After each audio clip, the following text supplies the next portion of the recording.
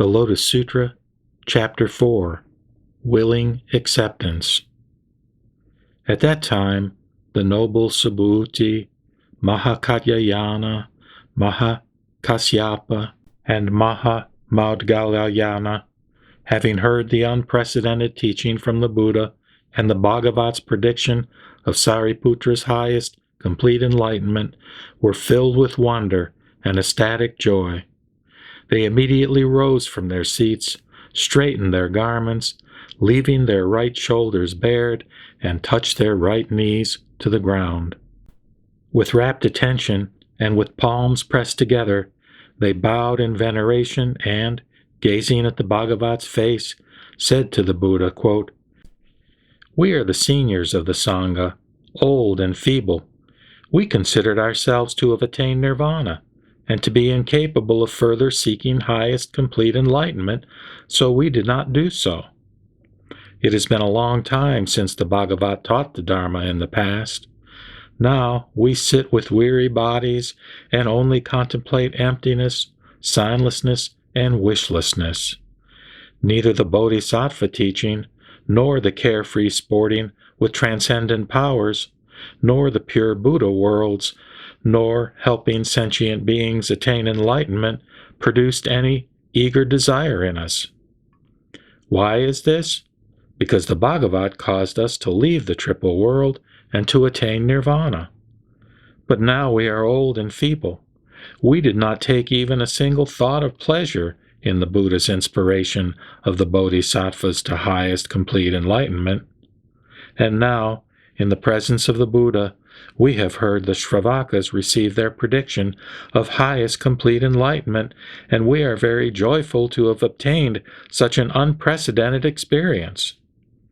We never considered that we would suddenly be able to hear this marvelous teaching, and we are overjoyed that we have attained such great benefits, an immeasurable treasure which we have attained, though unsought and unawaited.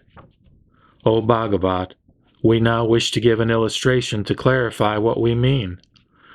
Suppose there were a man who, when he was still a child, left his father and ran away. Living in another region for a long time, he passed the age of 10, 20, even 50 years. The older he got, the more impoverished he became. He went searching everywhere for food and clothing, and while he was wandering about, he started back by chance in the direction of his native country. From the first, the father had looked for his son, but in vain. In the meantime, he had stayed in the city and became extremely wealthy, and now possessed uncountable treasures.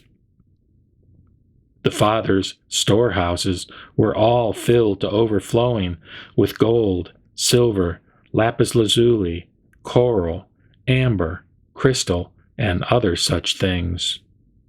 He had many servants, subordinates, and clerks, as well as innumerable elephants, horses, carriages, cows, and sheep.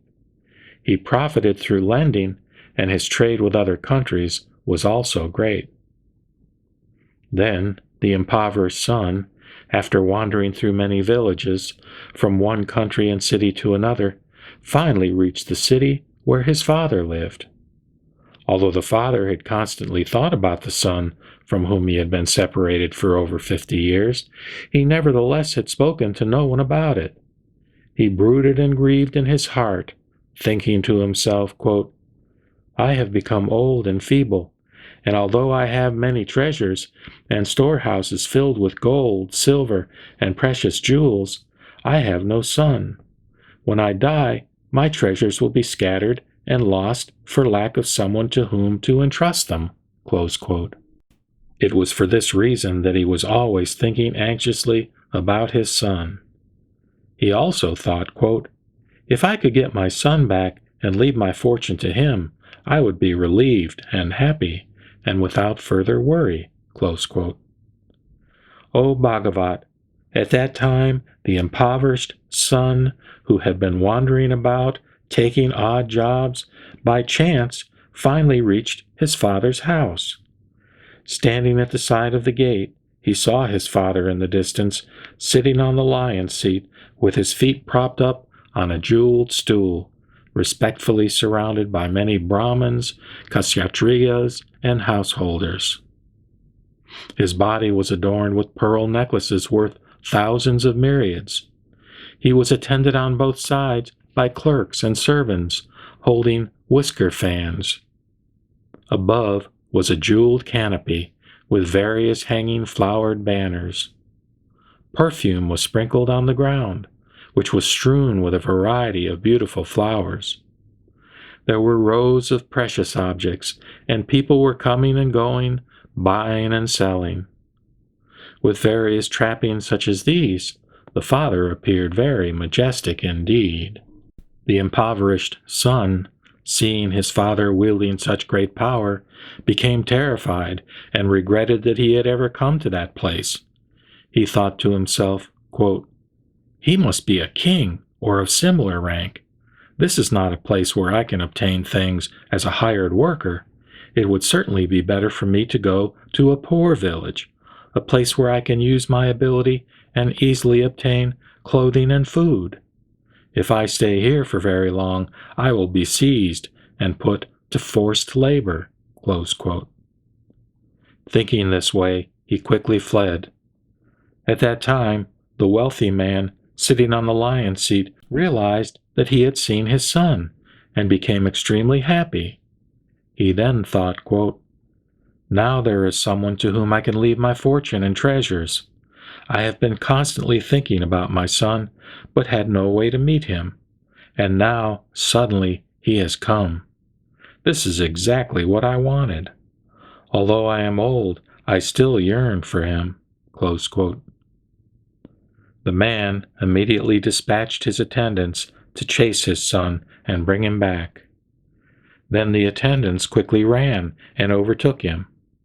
The impoverished son was frightened and cried out in fear, "I did nothing wrong. Why are you seizing me?"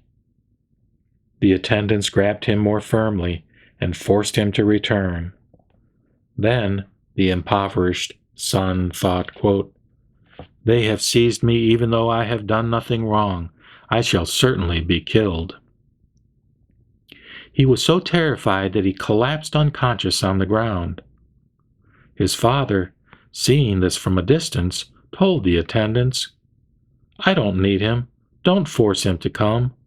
Pour cold water on his face and bring him to consciousness. Don't say anything more to him." What was the reason for this? The father knew that his son was of lowly aspiration, and that his own wealth and position would cause him problems. Although the father knew without doubt that the man was his son, he used skillful means and did not say to others, "This is my son." The attendant then said to the son, "You are free to go wherever you wish." Then the impoverished son, happy because he had never felt such relief, stood up and went to a poor village to seek for food and clothing. At that time, wanting to get his son back, the wealthy man employed skillful means and secretly dispatched 2 attendants of wretched and humble appearance. He said to them, quote, "Approach the impoverished fellow and gently tell him that there is a place for him to work where he will be paid double. If he gives his assent, then bring him back to work. If he asks you what kind of work there is for him to do, tell him that he will be employed to sweep dung and that both of you will work with him." Then the 2 attendants immediately went in search of the impoverished son. When they found him, they told him this. At that time, he took his pay and immediately went to work sweeping dung. The father, seeing his son, felt pity and wondered what to do. Then one day, while looking through the window, he saw his son in the distance, appearing emaciated and wretched, soiled with dung and dirt. The father took off his necklaces, fine garments, and ornaments, and put on torn, filthy clothes. Covering himself with dirt and taking a dung sweeper in his right hand, he made himself look fearsome.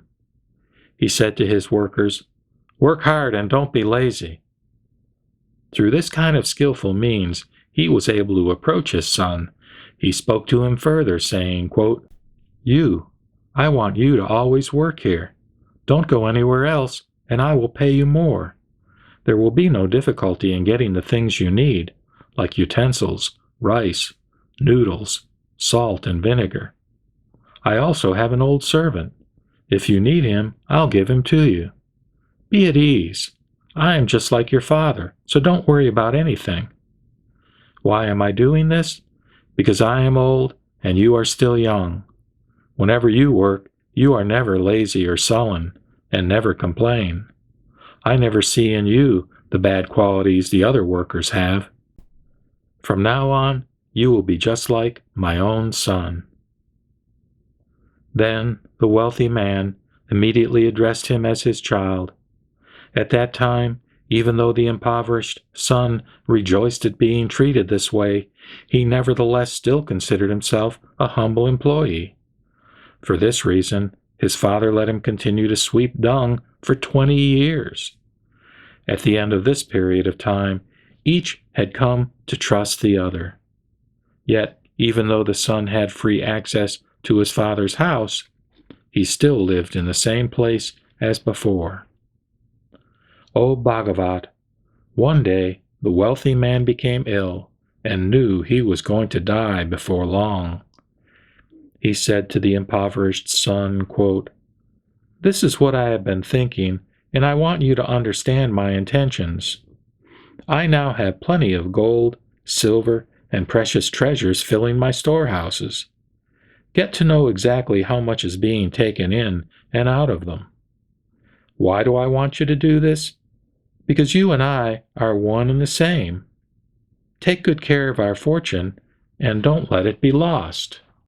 Then the impoverished son obeyed his instructions. Although he learned everything about the gold, silver, precious treasure in the storehouses, he never wanted to take even the least amount. Nevertheless, he still lived in the same place as before, and was still not able to get rid of his feeling of inferiority. After a short time had passed, the father knew that his son's mind had become composed, that his will had increased, and that he was ashamed of his former feelings. When the father was just on the verge of death, he ordered his son to meet the king, ministers, kshatriyas, householders, and relatives who had already assembled there. The father then declared, quote, "This is my son, my own progeny. When we were in a certain city, he left me and fled. He wandered around for more than 50 years, undergoing hardships. His original name is such and such, and my name is such and such. Long ago, when I was in that city, I worried and searched for him. At last, and unexpectedly, I met up with him. This is my true son, and I am, in truth, his father. All of the fortune I now possess belongs to my son. He already knows about our finances." O Bhagavat, at that time, the impoverished son, hearing what his father said, became extremely happy at having obtained such an unprecedented experience. Then he thought, quote, "I never even considered receiving this. Nevertheless, this treasure house has come into my possession, though unsought and unawaited." O Bhagavat, this very wealthy man is the Tathagata, and all of us are the heirs of the Buddha. The Tathagata has always said that we are his children. Because of the triple sufferings, O Bhagavat, we experienced pain, were confused, ignorant, and attached to inferior teachings in life after life. Today, the Bhagavat has made us think about getting rid of the dung of fallacies regarding the reality of the world, and that, in this respect, we diligently strove to attain the nirvana only as one seeking a salary for a single day's labor. We had already attained it and were extremely happy and satisfied with it. We said to ourselves, quote, Because we have made diligent efforts to comprehend the Buddha's teaching, we have attained a great deal." Close quote.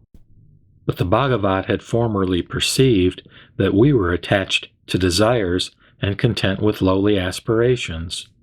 While letting us be so, he did not explain that we were to have a portion of the treasure house of the Tathagata's wisdom and insight. Through the power of skillful means, the Bhagavat has taught the wisdom of the Tathagatas. Although we had attained nirvana from the Buddha as our salary for one day's labor, we thought we had attained much and did not seek the Mahayana. Furthermore, we have manifested and explained the wisdom of the Tathagata for the Bodhisattvas, but we ourselves had no aspirations regarding it. Why is this? The Buddha, knowing that we were content with lowly aspirations, taught us according to what is appropriate through the power of skillful means. But we did not know that we really were the heirs of the Buddha. Now we fully know that the Bhagavat is unstinting in regard to the wisdom of the Buddhas. What is the reason for this? We have actually been the heirs of the Buddha from long ago, even though we only yearned for the inferior teaching. If we had yearned for the superior teaching, then the Buddha would have taught the teachings of the Mahayana to us. Yet, in this sutra, he has taught only the single vehicle. Now, in the past, the Buddha reviled the Sravakas, those who yearned for the inferior teaching, in the presence of the Bodhisattvas. But actually, the Buddha inspired them also with the Mahayana. That is why we say that though we originally had no desire to seek the great treasure of the King of the Dharma, it has now come to us unsought and unawaited. We have all attained what we should attain as the heirs of the Buddha. Thereupon, Mahakasyapa, wanting to elaborate on the meaning of this further, spoke these verses. Today we have heard the Buddha's words, and we are joyful and ecstatic at having attained such an unprecedented experience. The Buddha has said that the Sravakas will be able to become Buddhas. The most magnificent jewels have been obtained without being sought or awaited. Suppose there were a young and inexperienced child who left his father and ran away to a distant country. He wandered around for more than 50 years, and his worried father looked for him everywhere. The father, exhausted from searching for him, remained in a city where he had a house built and enjoyed the desires of the 5 senses. His family built up a vast wealth of much gold, silver, mother of pearl, agate, pearls, lapis lazuli, elephants, horses, cows, sheep, floats, carriages, peasants, servants, and other employees. He earned interest through loans and deposits and had buyers and sellers throughout all the other regions. He was surrounded by thousands of myriads of kotis of people who held him in awe, always loved by the king and deeply respected by the subjects and powerful families. There were many people coming and going on different business. He was thus extremely wealthy and very powerful. And yet, as he grew older, he increasingly worried about his son. Day and night he thought, quote, "Soon I will die. My foolish son has abandoned me for over 50 years. What should I do with the various goods in my treasure houses?" At that time, the impoverished son was going from town to town, from one country to another, seeking food and clothing. Sometimes he obtained them, and sometimes he did not. He was emaciated from hunger, and his body was covered with scabies. Through his wanderings, he gradually reached the city where his father lived, and, after having been employed at one place after another, finally ended up at his father's home. At that time, the wealthy man was sitting within the gate on a lion's seat sheltered by a huge jewel-covered canopy. He was surrounded by his attendants and guarded by his men. Some were counting gold, silver, and jewels, and some were settling the finances, while others were keeping the accounts. The impoverished son saw his father, who was extremely wealthy and dignified. He wondered if this man were a king, or someone of equal rank. He became intimidated and wondered why he had gone there. He thought to himself, "If I stay here for long, I will be harassed and coerced into working." Thinking this, he ran away in search of a poor village where he could find employment. At that time, the wealthy man, who was sitting on the lion's seat, saw his son in the distance. Though he recognized him, he told no one, but sent his attendants to pursue him and bring him back. The impoverished son was terrified, cried out, and collapsed on the ground in confusion, thinking, quote, "Since this man has seized me, I shall certainly be killed. In vain did I come here in search of food and clothing." The wealthy man knew that his son's thoughts were humble and foolish, and that he would not believe what he said, nor believe that he was his father. Then, using skillful means, he dispatched other men with squint eyes, of small stature and little dignity, saying to them, quote, "Tell him we will employ you to sweep dung at double your wages." When he heard this, the impoverished son was overjoyed and returned to sweep dung and clean houses. The wealthy man constantly watched his son through the window and thought that his son was foolish and willingly did menial things. Then the wealthy man put on torn and filthy clothes and, holding a dung sweeper, went out to his son. He approached his son through this skillful means and said to him, quote, "Work hard. I have already increased your wages and given you more balm for your feet, given you sufficient food and warm, thick mats." He further advised him, saying sternly, "You should work diligently." Then he gently added, "I will treat you like my son." The wealthy man, being wise, gradually gave him freedom of the house, and, after 20 years had passed, let him become involved in the family business. He showed him the gold, silver, pearls, and crystal, and made him learn about all aspects of the finances. Yet the impoverished son still lived in a thatched hut outside the gate, and considered himself poor, thinking that these things were not his own. The father knew that his son was gradually becoming more noble, and, wanting to give him his fortune, he assembled the king, ministers, kshatriyas, householders, and relatives. He informed this great assembly, saying, quote, "This is my son. He left me and stayed away for 50 years. 20 years have already passed since I saw my son return here. Long ago, I lost my son in a certain city, and, after wandering around in search of him, I ended up staying here. I entrust to him all the houses and men that I possess. They are all at his disposal." The son thought, "Long ago I was poor and of lowly aspiration. Now at my father's place I have obtained an immense fortune of such things as precious jewels and houses. I am overjoyed at having obtained such an unprecedented experience." The Buddha is also like this. He knew that we yearned for the inferior teaching, so he never taught us that we should become Buddhas. Yet he did tell us that we had attained the stage of non-corruption, that we had achieved the inferior vehicle, and that we were the disciples of the Sravaka vehicle. The Buddha told us to teach that those who practice the highest path would be able to become Buddhas. Accepting the Buddha's teaching, we explained the highest path for the great bodhisattvas, using various explanations and illustrations and many figures of speech. The heirs of the Buddha heard the teachings from us, contemplated day and night, and practiced diligently. The Buddhas instantly made their predictions, saying, quote, "You will all be able to become Buddhas in the future."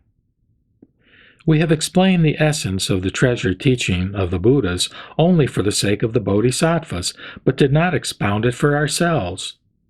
Just as the impoverished son, who, after approaching his father, learned of various things, yet did not want them, so, although we explained the treasure house of the teaching of the Buddhas, we never aspired to it. We thought that we ourselves had attained nirvana, and considered this enough. We understood only this, and did not think there was anything else. Even if we heard about the pure Buddha lands, and leading and inspiring sentient beings, we never rejoiced in it. Why is this? Because although we thought thus, quote, "Every existence is quiescent, neither produced nor extinguished, neither large nor small, incorrupted and unconditioned," close quote, we felt no eagerness. For days and nights we neither craved for nor were attached to the wisdom of the Buddhas, neither did we aspire to it. Furthermore, we ourselves thought, with regard to the Dharma itself, that this was the ultimate goal. After practicing the teaching of emptiness day and night, we were able to shake off the suffering of the triple world, and, bearing our last bodies, abided in the nirvana with residue. We were led and inspired by the Buddhas, so that our attainment of the path was not in vain, and we have already been able to pass on the benefits we received from the Buddha.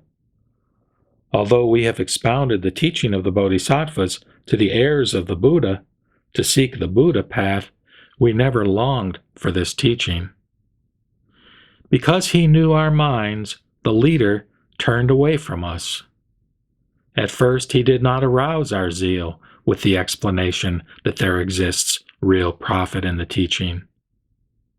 Just as the wealthy man, who, knowing that his son was of lowly aspiration, broadened his son's mind using the power of skillful means, and only then entrusted his entire fortune to him, the Buddha is also exactly like this. He has manifested marvelous things, but perceiving that we were content with lowly aspirations, he brought control to our minds using the power of skillful means, and only then taught us the great wisdom. Thus, today, we have obtained an unprecedented experience. The fact that we have now spontaneously obtained what we had not longed for is just like the impoverished son who obtained innumerable jewels.